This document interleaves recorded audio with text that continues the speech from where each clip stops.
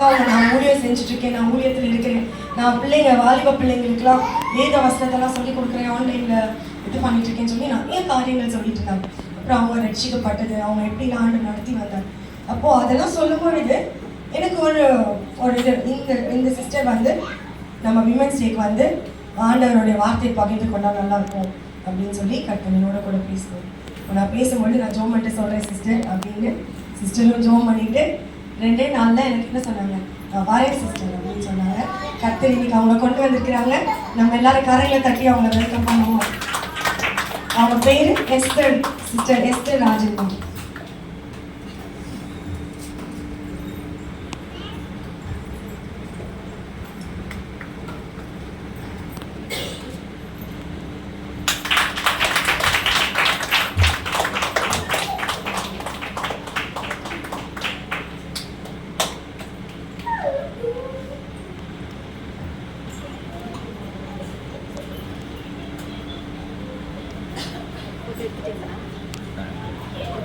Photo எடுத்து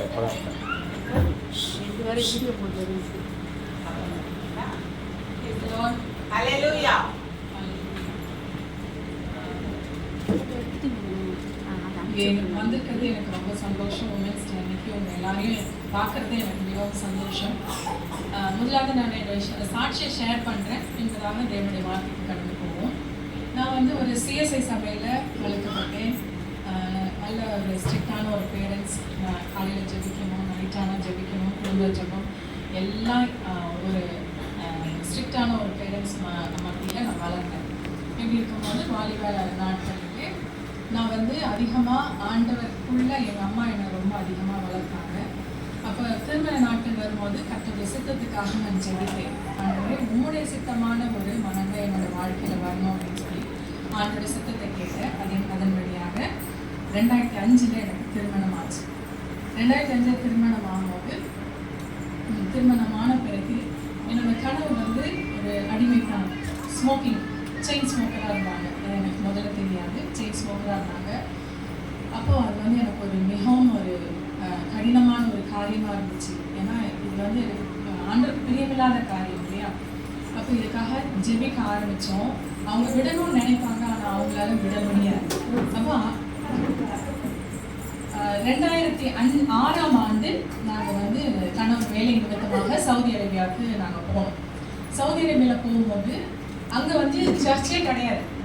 இங்கே நம்ம எப்படி ஃப்ரீயாக நம்ம ஆராதிக்கிறோமோ அந்த இடத்துல ஆராதிக்கிறதுக்கான வாய்ப்பு கிடையாது. நான் எப்படி வளர்க்கப்பட்டேன்னா எவ்ரி சண்டே எல்லா சண்டேவும் சர்ச்சுக்கு கட்டாயம் போகலன்னா எனக்கு மனசே ஒரு மாதிரியாக இருக்கும். அப்படி சர்ச்சுக்கு போன நான் அந்த இடத்துல போய் சர்ச்சுக்கு போகிறதுக்கான வாய்ப்பே இல்லை. அப்போ அந்த இடத்துல ஆண்டவரை நான் வந்து ரொம்ப ஸ்ட்ராங்கான கிறிஸ்டியன்லாம் சொல்ல முடியாது. ஒரு பைபிள் வாசிப்பேன், ஒரு பேருக்காக வாசிப்பேன், ஜெபிப்பேன், அவ்வளோதான். ஆனால் எனக்கும் ஆண்டவருக்கும் உள்ள அந்த ரிலேஷன்ஷிப்பு ஸ்ட்ராங்காக இல்லை. அப்படி இருக்கும்போது 2007ஆம் ஆண்டு என் கணவருடைய ஃப்ரெண்டு பக்கத்து தெருவில் உள்ளவங்க, சின்ன வயசு தான், அவங்க வந்து மத்தியானம் சாப்பிட்றதுக்கு ஆஃபீஸ்லேருந்து மத்தியானம் சாப்பிட்றதுக்கு வீட்டுக்கு வருவாங்க. சாப்பிட்டு முடித்த பிறகு அவங்க வந்து படுத்திருக்காங்க, உடம்பு முடியலன்னு படுத்திருக்காங்க, எழும்பவே இல்லை, மறிச்சு போயிட்டாங்க. அந்த காரியம் வந்து எனக்கு ரொம்ப பாதிச்சது. அப்போ என்ன எனக்குள்ள ஒரு கேள்வி வந்துச்சுன்னா, இன்னைக்கு நான் மறிச்சேன்னா பரலோகத்துக்கு நான் போவேனா அப்படின்ற கேள்வியும் பயமும் எனக்கு ரொம்ப என்னை ஆட்கொண்டுச்சு. அப்போ நான் அதிகமாக ஆண்டவர்கிட்ட என்னை ஒப்பு கொடுத்தேன். ஆண்டவரே என்னோட வழியை நீங்கள் சரி செய்யுங்க அப்படின்னு சொல்லி ஆண்டவர்கிட்ட நான் அதிகமாக என்னை ஒப்பு கொடுத்து ஆண்டவர்கிட்ட நான் பேச ஆரம்பித்தேன். எங்களுக்கு அங்கே சர்ச் இல்லாதனால கிறிஸ்டியன் சேனல்ஸ் எல்லாம் வந்து பார்க்க ஆரம்பித்தேன், நிறைய மெசேஜஸ் கேட்க ஆரம்பித்தேன். அப்போ வந்து ஒரு சேனலில் வந்து ஒரு ஊழியக்காரர் அதிகாலை 3 மணி ஜெபத்தை குறித்து பேசினாங்க. அப்போ எனக்கு இப்படி 3 மணிக்கெலாம் ஜெபிக்கலாமான்ற காரியமும் எனக்கு தெரியாமல் இருந்துச்சு. அப்போ நம்ம இதை ப்ராக்டிஸ் பண்ணணும் அப்படின்னு சொல்லிட்டு 3 மணிக்கு எழுந்திரிச்சு ப்ரேயர் பண்ண ஆரம்பித்தேன். அப்படி ப்ரேயர் பண்ண ஆரம்பிக்க ஆண்டவர் பிரசனத்தில் உட்கார எனக்குள்ளாக ஒரு மாற்றம் ஏற்பட்டுச்சு. ஆண்டவரை அதிகமாய் பற்றி பிடிக்க ஆரம்பித்தேன். அதுக்கப்புறம் மூழ்கி ஞானஸ்தானம் எடுக்கணும் அப்படின்றதையும் ஆண்டவர் எனக்கு கற்றுக் கொடுத்தார். மூழ்கி ஞானஸ்தானம் எடுத்தேன். அதுக்கப்புறம் பார்த்தீங்கன்னா 2008ஆம் ஆண்டு ஜூன் மாதம் ஒரு கூட்டம் லைவாக ஒரு மீட்டிங் நடந்துச்சு. அந்த மீட்டிங் எல்லாமே இது வீட்டுக்குள்ளே நடக்குது. ஏன்னா அந்த இடத்துல எங்களுக்கு சபை கிடையாது, எங்களை நடத்துவதற்கு போதகர்மார்கள் கிடையாது. அதனால நான் வந்து ஃபுல்லா கிறிஸ்டியன் சேனல்ஸை தான் நான் டிபெண்ட் பண்ணி இருந்தேன். அப்படி இருக்கும்போது பார்த்தீங்கன்னா அந்த மீட்டிங், லைவ் மீட்டிங், 5 நாள் மீட்டிங் காலையில 9 மணிக்கு ஆரம்பிக்கும், நைட் 10:30 மணிக்கு தான் முடியும். அவ்வளோ நேரமும் அந்த 5 நாளும் ஆண்டவர் சமூகத்துல அதிகமா காத்திருப்பேன். என்னோட ஒரே வாஞ்சை என்னன்னா, பரிசுத்த ஆவியானவரோட அபிஷேகம் எனக்கு வேணும் அப்படின்னு சொல்லி. ஏன்னா எனக்கு வந்து அதுல பெருசா நான் சபைக்கு போகும்போது எனக்கு அதுல வந்து பெரிய எனக்கு யாரும் அதை சொல்லிக் கொடுக்கல. பரிசுத்த ஆவியான அபிஷேகம், அந்நிய பாஷை, இதெல்லாம் எனக்கு யாரும் சொல்லிக் கொடுக்கல. ஆனா அது அவசியம் என்பதை நான் அந்த டிவி சேனல் மூலமா கற்றுக்கொண்டேன். அப்போ 6 மாசம் 2008 இருந்து 2008 ஜனவரியில இருந்து 2008 ஜூன் மாசம் வரைக்கும் நான் அதிகமா ஜெபிச்சேன் பரிசுத்த ஆவியானவர் அபிஷேகத்துக்காக. அப்ப ஜூன் மாசம் 10ஆம் தேதி இந்த சேனல்ல லாஸ்ட் டே 4 நாளும் சின்சியரா அந்த இடத்துல வந்து ஜெபிச்சேன். பைத்தியமா ஜெபிச்சேன். ஏன்னா என்னோட அவ்வளோ ஒரு வாஞ்சை, அந்த வாஞ்சை ஆண்டவர் கொடுத்தார். அப்ப பாத்தீங்கன்னா கடைசி நாள்ல எல்லாம் முடிஞ்சிருச்சு. லாஸ்ட் ஃபைனல் பிரேயர், கண்ணை மூடுறேன். அப்ப எனக்கு ரொம்ப வருத்தம், என்ன ஆண்டவரே 4 நாள் உங்க சமூகத்துல இப்படி இருக்கிறேனே, உங்களுடைய பரிசுத்த ஆவியானவர் அபிஷேகத்தை நீங்க எனக்கு தரக்கூடாதா அப்படின்னு சொல்லி நான் கேட்கும்போது, அந்த கடைசி ஜெபத்துல கண்ணை மூடும் போது என்னோட உச்ச தலையில யாரோ வந்து ஆவி, ஒரு சூடா ஒரு ஆவி, நீராவி, அதை ஊத்துற மாதிரி எனக்கு ஒரு ஃபீலிங். அது அப்படியே உடம்புக்குள்ள போக போக நான் என்னால நிக்க முடியல. அந்த அபிஷேகத்தினால என்னால் நிக்க முடியல. நான் வந்து பயங்கரமா அழுறேன். அப்ப ஆண்டவர் என்ன வெளிப்படுத்தினார்னா, அவரோட அன்பை வெளிப்படுத்தினார். அவர் என்னை எப்படியாய் நேசிக்கிறார் என்று அந்த அவருடைய அன்பை எனக்கு வெளிப்படுத்தினார். அந்த நாள்ல இருந்து என்னோட ஜெப வாழ்க்கை மாறினது. இன்னும் அதிகமா ஆண்டவரை நான் பற்றி பிடிக்கணும் அப்படின்னு சொல்லி ஆண்டோட பாதத்துல ஒவ்வொரு நாளும் 3 மணிக்கு எந்திரிச்சு ஜெபிப்பேன். 3 மணிக்கு எந்திரிச்சு ஜெபிப்பேன்னா நான் அதுக்கு ஒரு இடத்துல எங்க வீட்டுல செட் பண்ணேன். அது ஒரு சோஃபா போட்டுருவேன். அந்த இடத்துல யாரையும் உட்கார அனுமதி கிடையாது, அது ஆண்டரோட சீட் அப்படின்னு சொல்லிட்டு அது நைட்டே நான் ப்ரிப்பேர் ஆகிடுவேன். அந்த இடத்த சுத்தம் பண்ணிட்டு அதிகாலையில 3 மணிக்கு அந்த இடத்துல வந்து ஜெபிக்க ஆரம்பிச்சேன். இப்போ ஜெபிக்க ஆரம்பிக்கும் போது ஆண்டவர் வருவதும் எனக்கு வசனங்கள் வித்தியாசமா சொல்லி கொடுக்கறதுமான காரியங்கள் எனக்கு வெளிப்பட்டுச்சு. இப்படியாக ஒவ்வொரு நாளும் நம்ம ஆண்டவர் பிரசனத்துல போகும்போது நம்ம ஆண்டவரை போல மாற முடியும், அது எனக்கு கற்றுக் கொடுத்தார். அப்போ எங்களுக்குள்ள ஹஸ்பண்ட் அண்ட் ஒய்ஃப்குள்ள பிரச்சனை வந்துச்சு. மெயினா இந்த ஸ்மோக்கிங் தான், சிகரெட் பழக்கத்தினால பிரச்சனை வந்துச்சு. அப்ப பாத்தீங்கன்னா ஆண்டவர் எனக்கு ஒரு வசனத்தை கற்றுக் கொடுத்தார். நீங்களும் நோட் பண்ணிக்கலாம். 1 பேதுரு 3 கேளுங்க. உங்க வீட்டுல உங்களோட கணவர் இன்னும் ரட்சிக்கப்படலை, இல்ல உங்களுடைய பிள்ளைங்க ரட்சிக்கப்படலை அப்படின்னு நீங்க நினைச்சீங்கன்னா இந்த வசனத்தை நீங்க அதிகமா பிரயாசப்பட்டு நீங்க ஜெபிங்க. 1 பேதுரு 3 1 2.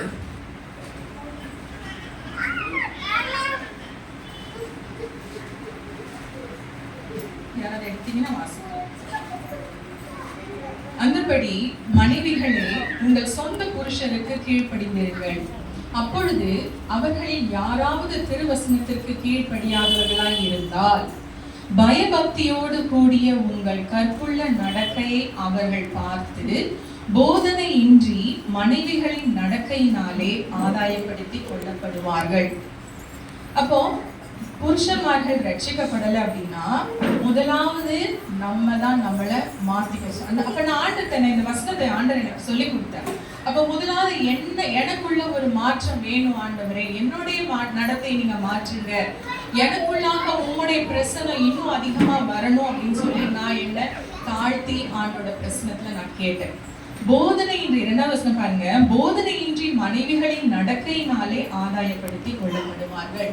நம்ம போதிக்கவே வேண்டாம், நமக்குள்ள இருக்கிற பிரசனம், நமக்குள்ள இருக்கிற ஆண்டோட பிரசனம் அவர்களை தொட்டு அவர்களும் ரட்சிக்கப்படுவார்கள்.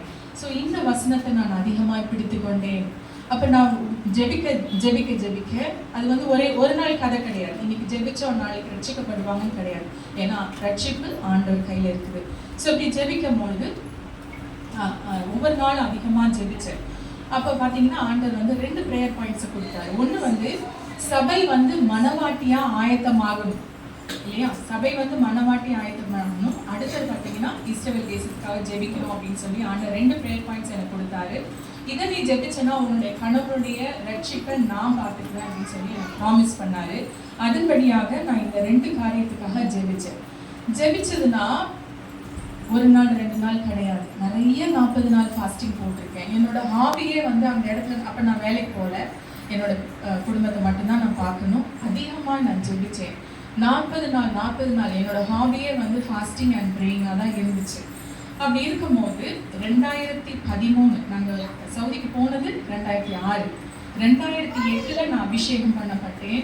2013 ஆண்டவர் எங்களோட தெளிவாக பேசி உங்களை நான் சொந்த தேசத்துக்கு கொண்டு போவேன்னு சொல்லி திரும்பமாக சென்னைக்கு கொண்டு வந்தார். சென்னைக்கு கொண்டு வந்து நாங்கள் வந்து ஹஸ்தினாபுரம் குரோம்பேட்டில் இருக்கிறோம். அங்கேருந்து மீனம்பாக்கத்தில் ஒரு சபைக்கு போகிறோம். ஒரு ஆவிக்குரிய சபைக்கு நாங்கள் போயிட்டுருக்கோம்.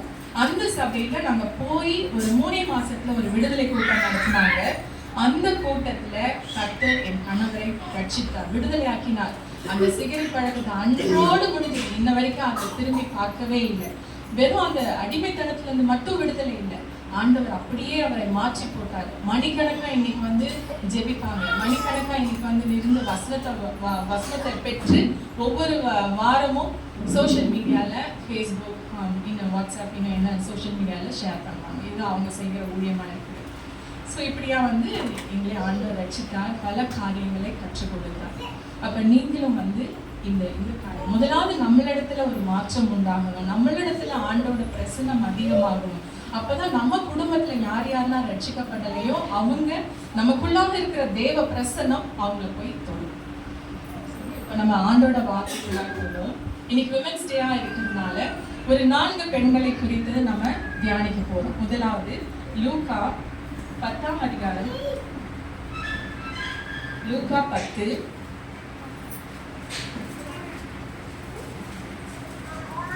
38 42. லூக்கா 10 32 40. பின்பு அவர்கள் பிரயாணமாய் போகையில் அவர் ஒரு கிராமத்தில் பிரவேசித்தார்.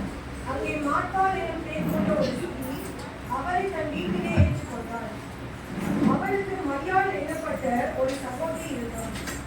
அவள் இயேசுவின் பாதத்தருகே உட்கார்ந்து அவருடைய வசனங்களை கேட்டுக்கொண்டார். மார்த்தாளோ மற்ற வேலைகளை செய்வதிலும் மிகவும் வருத்தம் அடைந்து அவளுக்கு வந்து, ஆண்டவரே, நான் தனியே வேலை செய்யும்படி என் சகோதரி என்னை விட்டு வந்திருக்கிறதை குறித்து உங்களுக்கு கவலை இல்லை. எனக்கு உதவி செய்யும்படி அவளுக்கு சொல்லுங்கள். இயேசு அவளுக்கு பிரதியுத்தரமாக, மார்த்தாளே, மார்த்தாளே, நீ அநேக காரியங்களை குறித்து கவலைப்பட்டு கவலைப்படாது. தேவையானது ஒன்றே. மரியாள் கண்ணில் செல்வதாக நல்ல பங்கை தெரிந்து கொண்டாள். இந்த பகுதியில 2 பேரை குறிச்சு 2 சிஸ்டர்ஸ் இருக்காங்க, மரியாள், மார்த்தாள். இந்த மரியாள் வந்து பெத்தானி ஊரை சேர்ந்த மார்த்தாள். பைபிள்ல வந்து பாத்தீங்கன்னா நிறைய பேர் வந்து மரியாள் இருக்காங்க. இந்த மரியாள் வந்து பெத்தானி ஊரை சேர்ந்த மரியாள். இப்ப இந்த 2 சிஸ்டர்ஸ் இருக்காங்க. அவங்களுடைய வீட்டுக்குள்ளாக இயேசு சுவாமி போறாரு. அவர் இயேசு சுவாமி வந்த உடனே மார்த்தாள் என்ன பண்றா, இயேசு சுவாமிக்கு நான் இதை செய்யணும் அதை செய்யணும்னு ஒரு பல வேலைகள்ல பிஸியா இருக்கிறா. ஆனா மரியாளோ ஆண்டவரோட பாதத்திலே வந்து உட்கார்ந்துக்கிறான். ஆண்டவரோட பாதத்துல உட்கார்ந்து என்ன பேசுறாரு, அவர் என்ன சொல்ல போறாரு, அவர் என்ன நமக்கு கற்றுக் கொடுக்க போறாரு அப்படின்னு சொல்லி அவர் பாதத்திலேயே உட்கார்ந்து காத்து கொண்டிருக்கிறார். அவர் என்ன பேசுறாரோ கவனமா கேட்கிறார். அப்ப மார்த்தாளுக்கு வந்து ரொம்ப கஷ்டமா இருக்கு, நம்ம தனியா வேலை செய்யறோமேன்னு சொல்லி ஆண்டர்ட்ட வந்து கம்ப்ளைண்ட் பண்றோம். அப்ப பாத்தீங்கன்னா இயேசுவாமி எங்க சொல்ற வார்த்தையை பாருங்க, நீ மார்த்தாளே, நீ அநேக காரியங்களை குறித்து கவலைப்படுகிறாள். நமக்கு எல்லாருக்குமே பிரச்சனை உண்டு, மனுஷனா பிறந்தாச்சுன்னா பிரச்சனை உண்டு. அந்த பிரச்சனைகளை நம்ம பார்க்காம ஆண்டோட பாதத்துல வந்து உட்கார்ந்து பாருங்க, ஆண்டவர் உங்களோட பிரச்சனைகளை மாற்றுவார். அதுதான் இந்த இடத்துல மரியாள் தன்னை விட்டு எடுபடாத நல்ல பங்கை தெரிந்து கொண்டாள் அப்படின்னு சொன்னார். தேவையானது ஒன்றுதான், ஆண்டவர் பிரச்சனை என்ன பிரச்சனையா இருக்கட்டும், என்ன கவலையா இருக்கட்டும், ஆண்டவர் பிரச்சனத்துல வந்து உட்கார பழகுங்க, ஆண்டவர் உங்களுடைய பிரச்சனைகளை மாற்றுவார். இந்த பகுதியில அதுதான் நம்ம கற்றுக்கொள்கிறோம். 2வது, தாவீது ராஜா நல்ல பங்கை குறித்து என்ன சொல்றாருன்னு பார்ப்போம். சங்கீதம் எடுக்கும், சங்கீதம் 73, சங்கீதம் 73 25 26. அவர் அவ்வளவு பெரிய ராஜா, அவர் என்ன சொல்றாரு பாருங்க, அவருக்கு யார் வந்து பங்கா இருக்கிறாருன்னு பாருங்க. பரலோகத்தில் உண்மை இல்லாமல் எனக்கு யார் உண்டு, பூலோகத்தில் உண்மை தவிர எனக்கு வேற விருப்பம் இல்லை. என் மாம்சமும் என் இருதயமும் மாண்டு போகிறது, தேவன் என்றென்றைக்கும் என் இருதயத்தின் கண்மலையும் என் பங்குமாய் இருக்கிறார். அவ்வளவு பெரிய ராஜா, அவ்வளவு பிஸியான ஒரு பர்சன். ஆனா அவருடைய பங்கு எது அப்படின்னா ஆண்டவராகிய இயேசு கிறிஸ்து தான். அதே மாதிரி பவுலடிகளை பார்ப்போம். பவுலடிகள் நமக்கு என்ன சொல்லி கொடுக்குறாரு? நம்ம பிரச்சனைகள் உண்டு, கவலைகள் உண்டு. ஆனாலும் பவுலடிகள் கொலோசியர் 3ஆம் அதிகாரம் 2ஆம் வசனம். கொலோசியர் 3:2 ஃபர்ஸ்ட்ல இருந்தே வாசிக்கலாம். நீங்கள் கிறிஸ்துவுடன் கூட எழுந்ததுண்டானால் கிறிஸ்து தேவனுடைய வலது பாதத்தில் வீற்றிருக்கிற மேலானவைகளை தேடுங்கள். பூமியில் உள்ளவைகளை அல்ல, மேலானவைகளையே நாடுங்கள். பூமியில் உள்ளவைகளை அல்ல, மேலானவைகளே நாடுங்கள். நமக்கு வந்து நிறைய காரியங்கள், நமக்கு அதுவும் பெண்களுக்கு எல்லாமே நம்ம வந்து மேனேஜ் பண்ணணும். வீட்டுல நிறைய கவலைகள் இருக்கலாம். ஆனா அதை வந்து ஆண்டவர் பவுலடிகள் தேட சொல்லல, மேலானவைகளே தேடுங்கள். ஆண்டவர் பிரசன்னத்தை தேடுங்க. ஆண்டவர் தான் உங்களுடைய பங்காக இருக்கணும். அப்படி இருக்கும்போது இந்த உலகத்துல நம்ம என்ன செய்யணுமோ எல்லாத்துக்குரிய ஞானத்தையும் அவர் தருகிற தேவனாய் இருக்கிறார். ஏன் வந்து மேலானவைகளை நாடணும் அப்படின்னு சொல்லி அவர் சொல்ற காரியம் பாருங்க. 4ஆவது வசனம். நம்முடைய ஜீவனாகிய கிறிஸ்து வெளிப்படும் போது நீங்களும் அவரோட கூட மகிமையில் வெளிப்படுவீர்கள். அப்ப கிறிஸ்து இப்ப அடுத்து நம்ம எதிர்பார்க்கக்கூடிய ஒரு பெரிய காரியம் என்னன்னா ஆண்டவருடைய வருகை. ஆண்டவர் நமக்காக வரப்போறார். யாரெல்லாம் வந்து கிறிஸ்து வெளிப்படும் போது நீங்களும் அவரோட கூட மகிமையில் வெளிப்படணும் அப்படின்னா மேலான காரியத்தை நம்ம நாடணும். மேலான காரியம் யாரு? மேலான காரியம்னா ஆண்டவராக இயேசு கிறிஸ்து, அவருடைய பிரசன்னத்தை நம்ம நாடணும். ஏன் நாடணும் அப்படின்னா வெளிப்படுத்தின விசேஷம் 19ஆம் அதிகாரம் 7ஆம் வசனம்.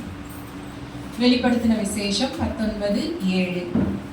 நாம் சந்தோஷப்பட்டு களி கூர்ந்து அவருக்கு துதி செலுத்த கடவோம். ஆட்டுக்குட்டியானவருடைய கல்யாணம் வந்தது. ஆட்டுக்குட்டியானவர் அப்படின்னா இயேசு சுவாமிக்கு நிறைய பேர் உண்டு. அதுல ஆட்டுக்குட்டியானவர்னா இயேசு சுவாமி. ஆட்டுக்குட்டியானவருடைய கல்யாணம் வந்தது. அவருடைய மனைவி தன்னை ஆயத்தம் பண்ணினாள். அப்ப நம்ம தான் அவருடைய மனைவி. நம்ம ஆயத்தம் பண்ணணும். ஆயத்தம் பண்ணப்பட்டவர்கள் மட்டும்தான் அந்த கல்யாண விருந்துக்குள் போக முடியும். சரியா? இப்ப அடுத்தது நம்ம எதிர்பார்க்கக்கூடிய காரியம் இதுதான். ஆட்டுக்குட்டியானவருடைய கல்யாண விருந்து. அந்த கல்யாண விருந்துக்குள்ள போகணும் அப்படின்னா கட்டாயம் ஒரு ஆயத்தம் வேணும். பைபிள்ல இன்னொரு பெண் இருக்கிறாங்க. ராஜா முன்பதாக போறதுக்கு அவங்களுக்கு ஒரு ஆயத்தம் தேவைப்பட்டுச்சு. யாருன்னு பார்ப்போமா? எஸ்தர் ராஜாத்தி. கேளுங்க. எஸ்தர் புஸ்தகம் 2ஆம் அதிகாரம். எஸ்தர் 2:12ஆம் வசனம்.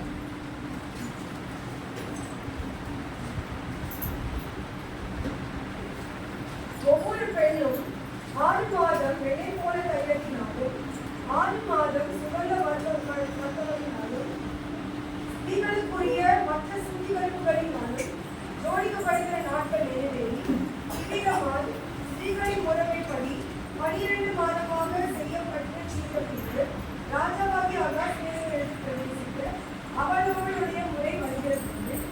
இப்படி ஜோடிக்கப்பட்ட பெண் ராஜாவிற்கு பிரவேசிப்பாள். இப்போ அகஸ்வேரு ராஜான்னு ஒருத்தர் இருந்தார்.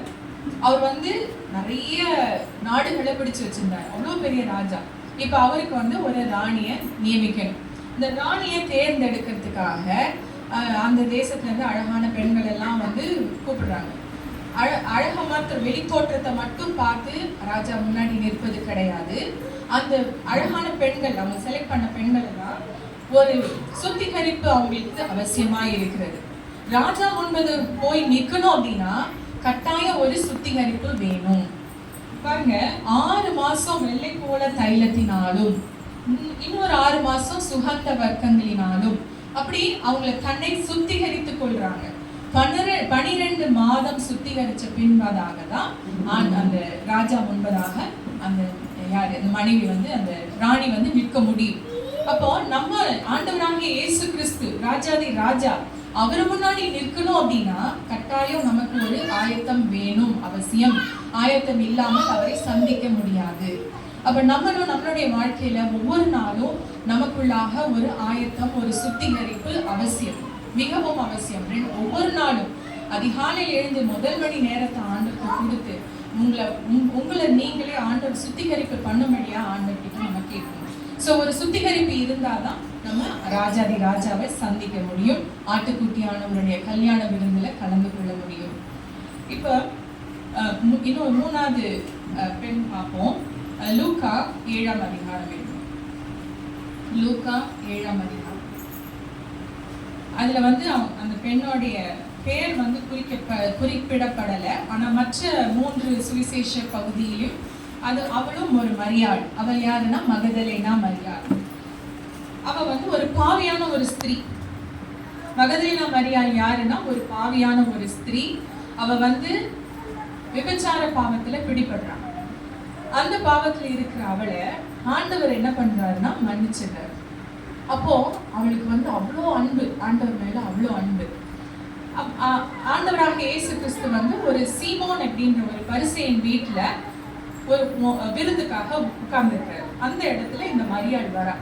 மரியாள் வந்து ஆண்டவரோட பாதத்துல அவ ரொம்ப அழுது தன்னுடைய கண்ணீரினால ஆண்டவராக இயேசோட பாதத்தை துடைக்கிறா. அவளுக்கு வெளியேற பெற்ற ஒரு பரிமள தைலம் அவகிட்ட இருக்கு. அந்த தைலம் வந்து அது யூத கலாச்சாரம் படி எதுக்கு அந்த தைலம் கொடுக்கப்படுது அப்படின்னா, இப்போ எப்படி நம்ம கலாச்சாரத்துல ஒரு பெண்ணுக்கு வந்து திருமணம் பண்ணதுக்கு முன்னாடி நம்ம நகையெல்லாம் கொடுத்து அனுப்புவோம் இல்லையா, நம்மளுடைய மகளுக்கு செய்ய வேண்டிய காரியங்கள் எல்லாம் செய்வோம். அது வந்து நம்மளுடைய பல நாள் கஷ்டப்பட்டு உழைச்ச ஒரு சம்பாத்தியம். அதே மாதிரிதான் யூத கலாச்சாரத்துல ஒரு பெண்ணை வந்து கல்யாணம் பண்ணி கொடுக்கணும் அப்படின்னா அவங்க கிட்ட வந்து இந்த தைலம் இருக்கணும், விலை உயர்ந்த தைலம் இருக்கணும். அது வந்து பல நாள் சம்பாத்தியம், அது அவ்வளவு விலை உயர்ந்த தைலம். அப்போ ஒரு ஆளை வந்து நியமிச்ச உடனே இந்த பெண் என்ன பண்ணணும், அந்த தைலம் அது ஒரு பாட்டில் இருக்கும், அதை உடைச்சி தனக்கு குறிக்கப்பட்ட அந்த மணமகன் காலில் ஊத்தணும். இது ட்ரெடிஷன், ஜூயிஷ் ட்ரெடிஷன், யூதர்களுடைய கலாச்சாரம். அது மட்டும் இல்லை, இந்த தைலத்தை எதுக்கு பயன்படுத்துவாங்கன்னா, அவங்க ஃபேமிலியில யாராவது மரிச்சு போயிட்டாங்கன்னா அந்த மரிச்ச சடலத்தை அவங்க இந்த எண்ணெயை ஊற்றி அபிஷேகம் பண்ணுவாங்க. அதை ஊற்றி அது ஒரு சடங்கா பண்ணுவாங்க. ஸோ இந்த மரியாள் என்ன பண்றா, அவளுடைய எதிர்காலம் அது, தன்னுடைய அப்பா அம்மா கொடுத்த சொத்து அது, அதையே வந்து ஆண்டவரோட பாதத்துல ஊற்றி விடுகிறார். அப்ப எவ்வளவாய் ஆண்டவரை நேசிச்சிருக்கான்னு பாருங்க. அப்ப இந்த பரிசேயன் கேட்கிறான், சீமோன் கேட்கிறான், ஆண்டவர் வந்து தீர்க்கதரிசி தானே, இவ எவ்வளவு பாவியான ஒரு ஸ்திரீ, இவ போய் வந்து ஆண்டவருடைய காலை தொடுறாளே, இவ போய் ஆண்டவர் பாதத்துல இருக்கிறாளேன்னு சொல்லி மனசுல நினைக்கிறான். அந்த மனசுல நினைக்கிறதையும் ஆண்டவர் கண்டுபிடிச்சிருக்காரு. ஆண்டவர் சொல்றாரு, சீமோனே நீ என்ன நினைக்கிறேன்னு எனக்கு தெரியுது, நான் இப்போ ஒரு ஓமையை சொல்றேன். இப்போ ஒரு பணக்காரன் இருக்கிறான். அந்த பணக்காரங்க 2 பேர் வந்து கடன் வாங்குறாங்க. ஒருத்தவன் 50 வெள்ளிக்காசு வாங்குறான், இன்னொருத்தவன் 500 வெள்ளிக்காசு வாங்குறான். 2 பேருமே திருப்பி கொடுக்கறதுக்கு முடியல. உடனே இவர் என்ன பண்றாரு, மன்னிச்சு விட்டுறாரு. 2 பேருமே மன்னிச்சு விட்டுறாரு. அப்ப இந்த 2 பேர்ல யார் அதிகமா அவரை நேசிப்பாங்க? 50 வெள்ளிக்காசு கொடுத்தவங்களா இல்ல 500 வெள்ளிக்காசு பெற்றவங்களா? யார் வந்து 2 பேருமே கடனை வந்து மன்னிச்சு விட்டுட்டாரு. யார் வந்து அதிகமா நேசிப்பார்? 500 வெள்ளிக்காசு கொடுத்தவங்க தான் அதிகமா அவரை நேசிப்பார். ஏன்னா 500 வெள்ளிக்காசையும் கேன்சல் பண்ணிட்டாரு, அந்த கடனே இல்லாம பண்ணிட்டாரு. அதே போலதான் இந்த பாவியான ஸ்திரீ வந்து அவ்வளவு பெரிய பாவம், அவள் வந்து மரணத்துக்கு ஏதுவான பாவத்திலிருந்து ஆண்டவர் அவளை விடுவிச்சதுனால அவ்வளவா அன்பு கூர்ந்தாள். அப்ப ஆண்டவர் நம்மளை எப்படி வந்து அவரை நேசிக்கணும்னு சொல்றாரு. ஆண்டவர் உங்களை அவ்வளோ நேசிக்கிறார், வந்திருக்கிற ஒவ்வொருவரையும் அவ்வளவாய் நேசிக்கிறார். எப்படி நேசிக்கிறாரு? அவர் நேசிப்பது போல நம்மளும் அவரை நேசிக்கணும். எப்படி நேசிக்க சொல்றாரு? லூக்கா 10ஆம் அதிகாரம் எடுங்க. லூக்கா 10:27. உன் தேவனாகிய கர்த்தரிடத்தில் உன் முழு இருதயத்தோடும் உன் முழு ஆத்துமாவோடும் உன் முழு பலத்தோடும் உன் முழு சிந்தையோடும் அன்பு கூறுவாயாக. அப்ப ஆண்டவரிடத்துல நீங்க அவ்வளவாய் நேசிக்கணும். ஏன்னா உங்களை அவர் அவ்வளவாய் நேசிக்கிறார். நீங்க உங்களுடைய சூழ்நிலையை பார்க்கல, நீங்க எப்படிப்பட்ட பேக்ரவுண்ட் பார்க்கல, உங்களுடைய நிலைமையை பார்க்கல, ஆனா ஆண்டவர் உங்களை அதிகமாய் நேசிக்கிறார். அப்போ நம்மளும் அதே அன்பினால ஆண்டவரை நேசிக்கும் பொழுது நமக்கு எல்லா காரியங்களையும் அவர் செய்கிற தேவனாய் இருக்கிறார். அப்படியாக நம்மளை நேசிக்கணும், ஆண்டவரை நேசிக்கணும், அவரை எதிர்பார்க்கிறார். ஸோ கடைசியா இன்னும் ஒரு மரியாதை பற்றி பார்ப்போம். ஆண்டவராகிய இயேசுவை பெற்றெடுத்த மரியாள். ஏன் இந்த மரியாளை ஆண்டவர் தேர்ந்தெடுத்தார் பார்ப்போமா? லூக்கா 1ஆம் அதிகாரம் எடுத்துக்கோங்க. எத்தனையோ பேர் இருந்தாங்க அவங்க காலகட்டத்துல. ஆனா இந்த மரியாளை ஆண்டவர் தேர்ந்தெடுத்ததுக்கு காரணம் என்ன அப்படின்னா, அவங்க வந்து நிச்சயிக்கப்பட்டிருக்கிறாங்க. யோசேப்பு என்றவருக்கு நிச்சயம் பண்ணப்பட்டிருக்கிறாங்க. ஆனா பரிசுத்த ஆவியானவர் அவர் மேல் நிழலாடி இயற்கைக்கு அப்பாற்பட்ட விதமா ஒரு கன்னி கருத்தரிக்கிறாள். எப்படின்னா பரிசுத்த ஆவியானவர் மூலமா கருத்தரிக்கிறாங்க. அப்போ அது வந்து வெளியே தெரிஞ்சிச்சுன்னா அது ஒரு பெரிய அவமானம் இல்லையா? கல்யாணத்துக்கு முன்னாடி வெளியே தெரிஞ்சதுன்னா அது அவமானமா இருந்திருக்கும். ஆனா அவ என்ன சொல்றா தேவதூதர் கிட்ட, நான் 38ஆம் வசனம் 35ஆவது வசனம் பார்ப்போம். தேவதூதன் வந்து அவருக்கே சொல்றாரு, தேவதூதன் அவருக்கு பிரதியுத்தரமாக, பரிசுத்த ஆவி உன்மேல் வரும், உன்னதமானவருடைய பலன் உன்மேல் எழும்பும். ஆதலால் உன்னிடத்தில் பிறக்கும் பரிசுத்தமுள்ளது தேவனுடைய குமாரன் என்று. 38ஆவது வசனம். அதற்கு மறுநாள், இதோ நான் ஆண்டவருக்கு அடிமை, உம்முடைய வாக்கின்படி எனக்கு ஆகப்படுவது என்றார். அப்பொழுது தேவதூதன் அவரிடத்தில் இருந்து போயிருக்கிறான். அப்ப பாருங்க, தேவதூதர் வந்து சொல்றாரு, தேவகுமாரன் உங்களுடைய வயிற்றுல பிறக்க போறாங்க அப்படின்னு சொன்னோடனே மரியாள் என்ன சொல்றாள், நான் ஆண்டவருக்கு அடிமை, ஒப்பு கொடுக்கிறார். தன்னுடைய பேரை வந்து அவ பார்க்கல, தன்னை எப்படி வந்து மற்றவங்களாம் ட்ரீட் பண்ணுவாங்க அப்படின்றத நினைக்கவே இல்லை. உடனே என்ன பண்றா, அவளுடைய சரீரத்தை ஆண்டவருக்கு ஒப்பு கொடுக்கிறார். ஆண்டவர் சொல்றதுக்கு இதோ நான் அடிமை, இதோ நான் இருக்கிறேன். அப்ப நம்மளும் எப்பவுமே ஆண்டவருக்கு அவைலபிளா இருக்கணும். ஆண்டவருக்கு எப்பொழுதும் ஆண்டவர் நம்ம கிட்ட என்ன சொல்றாரோ உடனே கீழ்ப்படிஞ்சு இதோ அடியேன், இதோ அடிமை இருக்கிறேன் அப்படின்னு நம்ம ஒப்பு கொடுக்கணும். அப்படி மரியாதை இருந்ததுனால ஆண்டவர் அவளை தேர்ந்தெடுக்கிறார். இப்ப இந்த 4 பெண்களையும் பாத்தீங்கன்னா ஒவ்வொரு காரியத்திலையும் இப்ப நம்ம அடுத்து எக்ஸ்பெக்ட் பண்ற காரியம் ஆண்டவருடைய வருகை. ஆயத்தமானவர்கள் மட்டும்தான் ஆட்டுக்குட்டியானவருடைய கல்யாண விருந்துக்குள்ள பங்கேற்க முடியும். அப்ப எப்படி ஆயத்தமாகிறது? முதலாவது தேவனுடைய பிரசன்னத்திலே நம்ம அதிகமான நேரத்தை செலவிடணும். ஆண்டவர் பிரசன்னத்துல உட்காரணும். அவர் தான் நம்மளுடைய நல்ல பங்கு. பின்புதான் நமக்கு ஒரு சுத்திகரிப்பு வேணும். ஒவ்வொரு நாளும் நமக்கு ஒரு சுத்திகரிப்பு வேணும். ஏன்னா ஆண்டவர் பிரசன்னத்துக்குள்ள நம்ம போகும்போது கட்டாயம் நமக்கு ஒரு சுத்திகரிப்பு வேணும். ஆண்டவரை அதிகமாய் அன்பு செய்யணும். அன்பு செய்யறதுனா என்ன? எப்படி அன்பு செய்யறது? அன்புனா என்ன? யோவான் 14ஆம் அதிகாரம். எப்படி ஆண்டவர் இடத்துல அன்பு கொள்றது அப்படின்னா, யோவான் 14 எடுங்க, 23வது வசனம். யோவான் 14:23.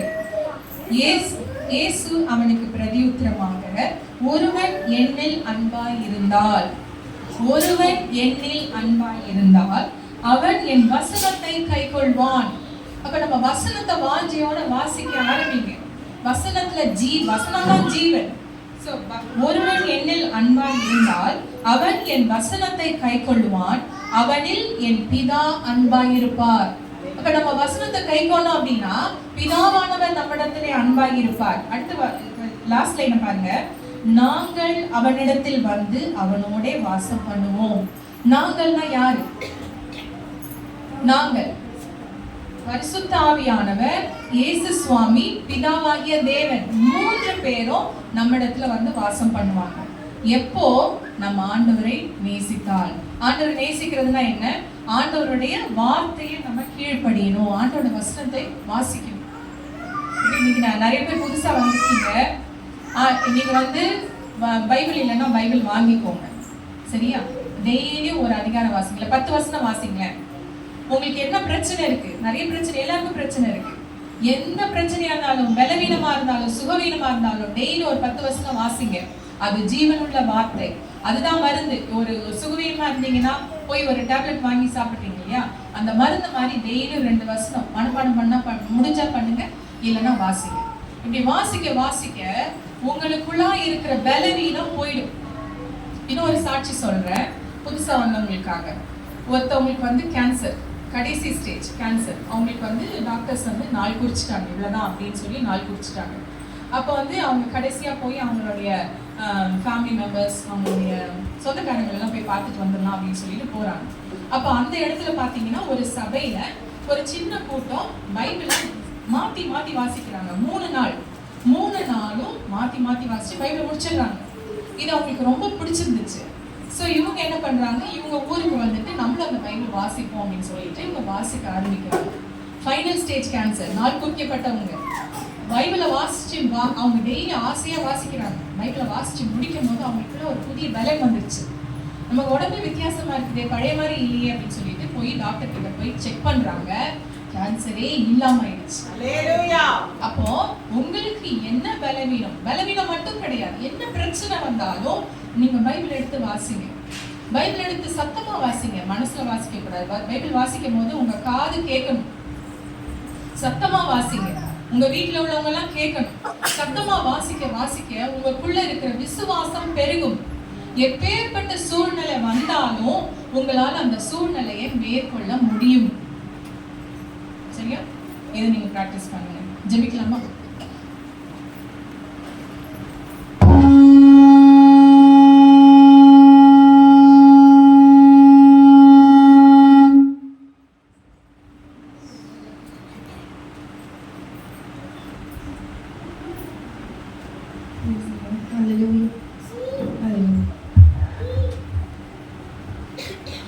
பிரயோஜனமா இருந்துச்சா? ஜெபிக்கலாமா? எங்களை நேசிக்கிறேங்க நல்ல தகப்பனே, இந்த வேலைக்காக இந்த நன்றியோடு துதிக்கிறோம், ஸ்தோத்திரிக்கிறோம் சுவாமி. ஆண்டவரே, இந்த விமென்ஸ் டேல இந்த நேரத்துல ஆண்டவரே உண்மை நோக்கி வந்திருக்கிற ஒவ்வொருவரையும் நீங்க பேராய் நீங்க தொடுங்க சுவாமி. முதல் முறையா இந்த சபைக்கு வந்திருக்கிற ஒவ்வொரு சிஸ்டர்ஸையும் நீங்க தொடுங்க ஆண்டவரே. கர்த்தர் நீங்க ஒவ்வொருவரையும் பேராக நீங்க அறிந்த தேவனா இருக்கிறீங்க. அவங்க பலவிதமான கஷ்டங்கள்ல இருக்கலாம், பலவிதமான தேவைகளோடு இருக்கலாம். ஆனா கர்த்தரிடத்துல வரும் பொழுது கர்த்தர் எல்லாவற்றையும் மாற்றி தருகிற தேவனாய் இருக்கிறார். கர்த்தரை நம்புகிறவர்கள் ஒருபோதும் வெட்கப்பட்டு போனதே கிடையாது. ஆண்டவரே, நீங்க இந்த சகோதரிகளை நீர் ஆசீர்வதிப்பீராக. ஆண்டவரே, இவர்களுக்குள்ளாய் உம்முடைய பிரசன்னம், நம்முடைய வெளிச்சம் பெருகட்டும் சுவாமி. மரியாளை போல உம்முடைய பிரசன்னத்திலே ஒவ்வொரு நாளும் காத்திருக்கிற கிருபையை தாங்க. ஆண்டவரே, எஸ்தரை போல தன்னை சுத்திகரித்து உம்முடைய பிரசன்னத்துக்குள்ளாய் வருபவர்களாய் இந்த மாற்றுங்க. மகதலேனா மரியாளை போல உம்மிடத்தில் அன்பு கூற கர்த்தர் உதவி செய்ய சுவாமி. ஒவ்வொரு நாளும் உம்முடைய வசனத்திலே நிலைத்து நிற்கக்கூடிய பாக்கியத்தை நீங்க தாங்க. ஆண்டவரே, மரியாளை போல எப்ப நீங்க எதை சொன்னாலும் செய்வதற்கு உண்டான அந்த கீழ்ப்படிதல் ஒவ்வொருக்குள்ளாக வரட்டும் சுவாமி. ஆண்டவரே, ஒவ்வொருவரையும் நீங்க பேராய் தொடுங்க, ஒவ்வொருவரையும் நீங்க பலப்படுத்துங்க. ஆண்டவரே, நாங்கள் பலவீனமான பாண்டங்கள் தான் சுவாமி, ஆனாலும் கர்த்தருடைய வல்லமை எங்கள் ஒவ்வொருவரையும் பலப்படுத்துவதாக. ஆண்டவரே, நீரே எங்கள் பலனாகிய கர்த்தராய் இருக்கிறீர் சுவாமி. ஒவ்வொருவரையும் நீங்க பலப்படுத்துங்க. ஆண்டவரே, வந்திருக்கிற ஒவ்வொருவரும் வெறுமையா போக கூடாது சுவாமி. ஒவ்வொருவரையும் நீங்க பலப்படுத்துங்க ஆண்டவரே. கர்த்தர் வல்லமையாய் நீங்க ஒவ்வொருவரையும் தொடுவீராங்க. ஆண்டவரே, அவங்கள மரித்த ஆவி இயேசுவின் நாமத்தினாலே உயிர் பெறுவதாக. கர்த்தருடைய சத்தத்தை கேட்டு ஒவ்வொரு ஆவியும் உயிர் பெறுவதாக. ஆண்டவரே, உங்க வல்லமை இறங்குவதாக. ஆண்டவரே, ஒவ்வொருவரையும் சாட்சியாக நிறுத்துங்க சுவாமி. அவங்க எந்த கஷ்டத்தோடு இந்த இடத்துல வந்திருந்தாலும் அது எல்லாத்துக்கும் நீங்க ஆன்சரா இருக்கீங்க சுவாமி. முதலாவது தேவனுடைய ராஜ்யத்தையும் நீதியும் தேடும் போது பின்பு மற்ற எல்லாவற்றையும் கூட கொடுப்பேன் என்று வாக்கு பண்ணின தேவன், நீர் வாக்கு மாறாத தேவன். ஆண்டவரே, எல்லாரையும் நீங்க தொடுங்க. இந்த குட்டி பிள்ளைகள் எல்லாம் நீங்க தொடுங்க. இந்த சின்ன வயசுல இந்த பிள்ளைகள் உமக்குள்ளாக வேரூன்றி ஆண்டவரே உங்க பிரசன்னத்துக்குள்ளாய் பலமாய் வளர கர்த்தர் உதவி செய்யுங்க. வாலிப பிள்ளைகள் எல்லாம் தொடுங்க சுவாமி. ஆண்டவரே, வாலிப பிள்ளைகளை எவ்வளவு சந்ததியாய் நீர் மாற்றுவீராக. ஆண்டவரே, ஒவ்வொரு சகோதரிகளையும் நீங்க தொடுங்க. ஒவ்வொரு சகோதரிகளும் அவங்க குடும்பத்துல சாட்சியாய் நீங்க நிறுத்துங்க. பலவீனமாய் இருக்கிறவங்க எல்லாரையும் நீங்க பலப்படுத்துங்க சுவாமி. உச்சம் தலையிலிருந்து உலகால் வரை உம்முடைய சுகமளிக்கும் வல்லமை பாய்ந்து இறங்குவதாக. பலவீனங்கள் இயேசுவின் நாமத்தினாலே விலகி ஓடுவதாக. கர்த்தருடைய பிரசன்னம், கர்த்தருடைய ஆளுகை ஒவ்வொருக்குள்ளாய் வருவதாக. உம்முடைய ரத்தத்தின் கோட்டைக்குள்ளாய், உம்முடைய பிரசன்னத்திற்குள்ளாய், உம்முடைய அக்கினிக்குள்ளாய் ஒவ்வொருவரையும் நீங்க வேலை அடைத்து பாதுகாத்துக் கொள்ளுங்க. வந்திருக்கிற ஒவ்வொருவரையும் ஆசீர்வதிங்க சுவாமி, ஆசீர்வதிங்க. பாஸ்டர் குடும்பத்தினரையும் நீங்க ஆசீர்வதிங்க. இந்த பகுதியில இவங்களை நீங்க சாட்சியாய் வைத்திருக்கிறீங்களே, இந்த சபையில இன்னும் அதிகமாய் ஜெபங்கள் ஏறெடுக்கப்படவும், இந்த இடத்துல இந்த இடம் ஒளி விளக்காய் ஆண்டவரே இந்த இடத்துல வந்தா எங்களுக்கு அற்புதம் நட ஒவ்வொருவரும் தெரிந்து கொண்டு இந்த இடத்துல நீர் அப்படி செய்ய நன்றி நன்றி ஆண்டவரே, நன்றி. கரங்களை வைத்து ஆண்டவரே நன்றி சொல்லுவோமா? ஆண்டவரே, நன்றியோடு துதிக்கிறோம், ஸ்தோத்திரிக்கிறோம் சுவாமி. நன்றி ஆண்டவரே, நீ நல்ல மகிமை எல்லாவற்றையும் செலுத்துகிறோம். இயேசுவின் நாமத்தில் ஜெபிக்கிறோம் நல்ல பிதாவே. ஆமென்.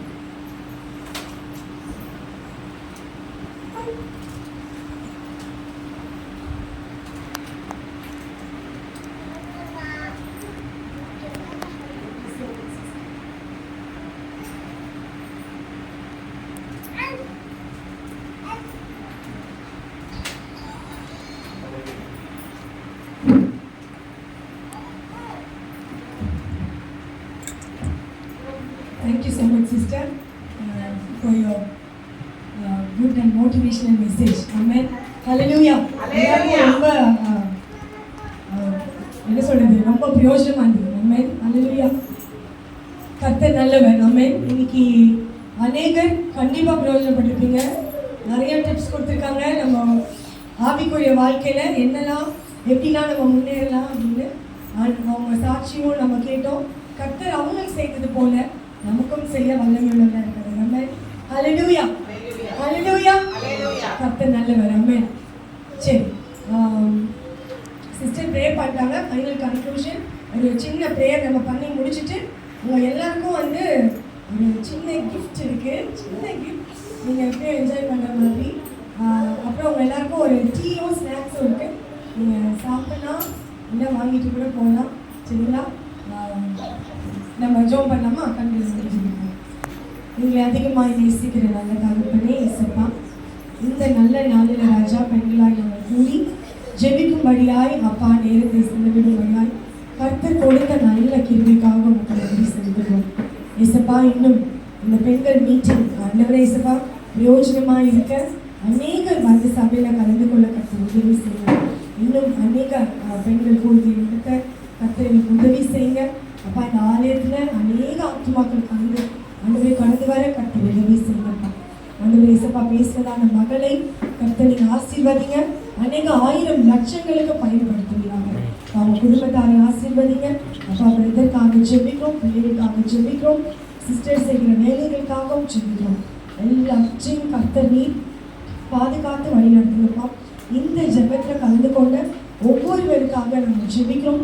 ஒவ்வொருவரும் பேராக தனித்தனியாக ஆசீர்வதிங்க. என்ன தேவை இருந்தாலும் அந்த தேவை கர்த்தர் சந்திப்பீராக. எல்லா சூழ்நிலைகளையும் மாற்றி ஆண்டவரே அப்பா அவங்களுக்கு கடந்து போகிற பாதையில கர்த்தர் ஒரு வெளிச்சத்தை தர வேண்டுமா ஜெபிக்கிறோம். ஆசீர்வதிங்கப்பா, மனப்படுத்துங்க. இயேசு கிறிஸ்துவின் நாமத்தில் ஜெபிக்கிறோம் ஜீவனுள்ள நல்ல தகப்பனே. ஆமாம், எல்லாம் சேர்ந்து சொல்லலாம். என் ஆத்துமாவே கர்த்தரை ஸ்தோத்திரி, முழு உள்ளமே பரிசுத்த நாமத்தை ஸ்தோத்திரி. என் ஆத்துமாவே கர்த்தரை ஸ்தோத்திரி. கர்த்தர் செய்த சகல உபகாரங்களை